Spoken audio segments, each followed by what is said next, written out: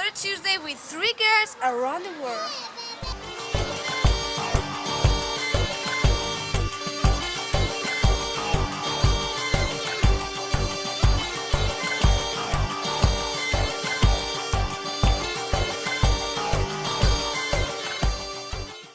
So we have just arrived from Dublin to Erandio, and today we are going to go to Matiartu. And then we are going to meet our friends Aintzane and Aisea, who are going to explain us more about the Towel of Martiartu. So we came here because our parents are from the Basque country and we've learned Basque since we are chill, and that's all. And we want to learn more about Basque history. Before going to the Towel of Martiartu, we have come to Erandio Goikoa. Here we are going to see the tombs of Matiartu's family.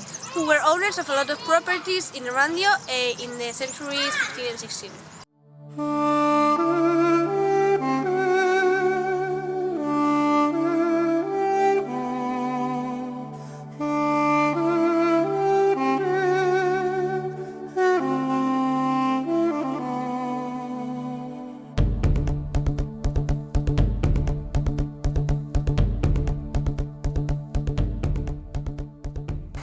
It's a Gothic style statue that was built between the 15th and 16th centuries, and its author is anonymous. This is a special statue because these kind of statues aren't normally found outside. It is also important because it has helped to know more about the clothes that Basque citizens wore in the Middle Ages. It is believed that the sarcophagus was built before the statue. Here we can see Sir Martín Ortiz de Martiartu and his wife, Mrs. Mayora de Zamudio, which is actually what is written here.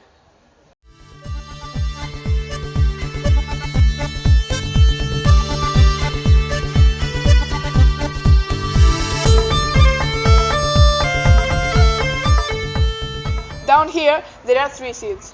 2 of them are the same, but the one in the middle is different. These 2 have a wolf and a tree, which are the main symbols of Martiartu's family.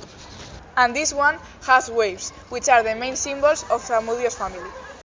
During the 15th century, the main goal of Basque landowners was to expand their properties and lands, no matter what. And because of this, a lot of wars between the different families began.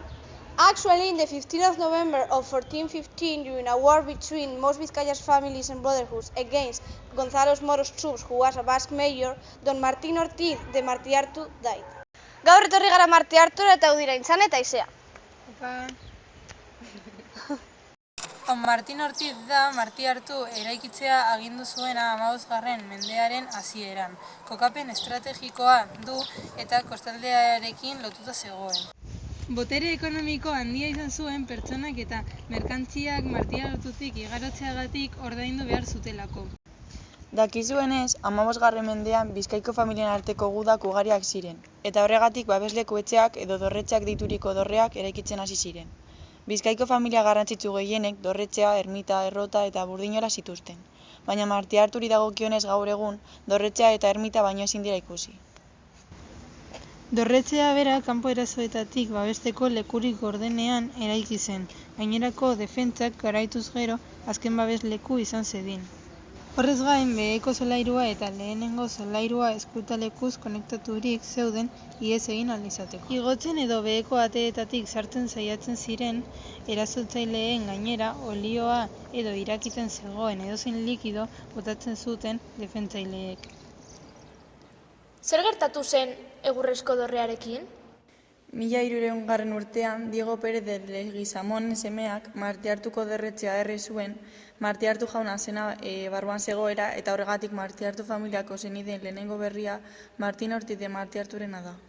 Martiartu familiak mendekoa hartu eta Leguizamonen dorretxea erre zuten, baina urteak geroago Martiartu familiak gaur egungo harrizko dorretxea eraiki zuten. Naiz eta gaur egun barrutik guztiz hutsik dagoen. Harrigarria! Eta zergatik izan zen Bilboko udaletxeak duela urte batzuk Martiartu dorreko jabe? Korapilatsua, baina 1958an Joakin Zugazagoitia, Bilboko alkatea zena, etxe bat eraiki zuen gaur egungo Martiartuko kiroldegia dena. Lanak eta obrak Bilboko udaletxeak ordaindu zituen eta horiek bukatzean alkateak eta Aretxabaletak urte batzuk lehenago dorrea erosi zuenak trukatze kontratu bat sinatu zuten eta kiroldegia eta dorrea elkar trukatu zuten. Baina urtarrilak batean Erandio desanexionatu zen eta horrekin batera Martiartu ere. Orduan, Martiartu Erandioren menpe egotera igaro zen. Gaur egun Erandioko jai herrikoi asko ospatzen dira Martiarton.